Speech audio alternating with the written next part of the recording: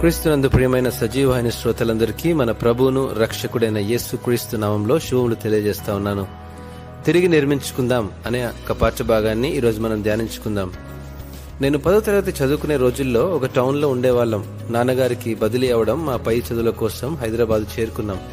దాదాపు 20 సంవత్సరాలు ఆ టౌన్లో గడిపిన నాకు ఎన్నో జ్ఞాపకాలు ఆ ప్రదేశంలో ఉండేవి.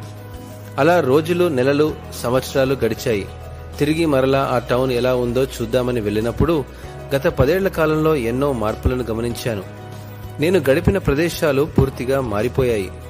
ఇటువంటి అనుభవం మనలో అనేక మంది ఎదుర్కొనే ఉండవచ్చు కదా. మనం ఒకప్పుడు ప్రేమించిన ప్రదేశానికి తిరిగి రావడం అనే ప్రతిపాదన కావచ్చు, కాకపోవచ్చు. ఆ ప్రదేశాల మార్పులను చూసి భంగపడిపోవచ్చు. గతంలో ఆ ప్రదేశాల్లో మనం గడిపిన సమయం, ప్రస్తుత పరిస్థితుల్లో జరిగిన మార్పులు మనలోని భావాలు ఆశ్చర్యమో, దుఃఖమో లేదా నష్టంతో కూడిన భావాలను కలిగి ఉండవచ్చు. మనం అప్పుడున్నట్టుగా ఉండము. ఇప్పుడున్న పరిస్థితుల్లో మన జీవితాల్లో అంత ప్రాముఖ్యమైన స్థలం కూడా అప్పుడున్నట్టుగా ఉండదు.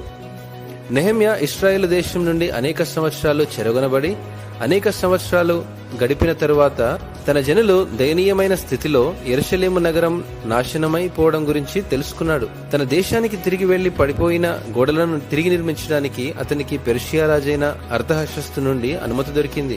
పరిస్థితిని పరిశీలించడానికి ఒక రాత్రి పోయి నేల స్వభావమును పరిశీలించి ఆ నగరవాసులతో ఇలా అన్నాడు: యెరూషలేము ఎట్లు పాడైపోయెనో, దాని గుమ్మములు అగ్నిచేత ఎట్లు కాల్చబడెనో మీరు చూచుచున్నారు.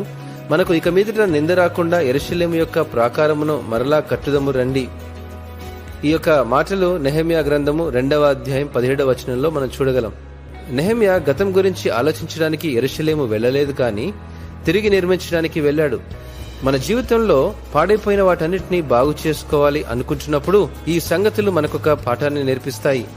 క్రీస్తులో మనకున్న పరిపూర్ణ విశ్వాసం ఆయన శక్తిని మనం గ్రహించడానికి, మన జీవితాన్ని తిరిగి నిర్మించుకోవడానికి సహాయపడుతుందని గమనించాలి. ఈ అనుభవం ప్రతి ఒక్కరికి ప్రభు దయచేయునుగాక. ఆమేన్.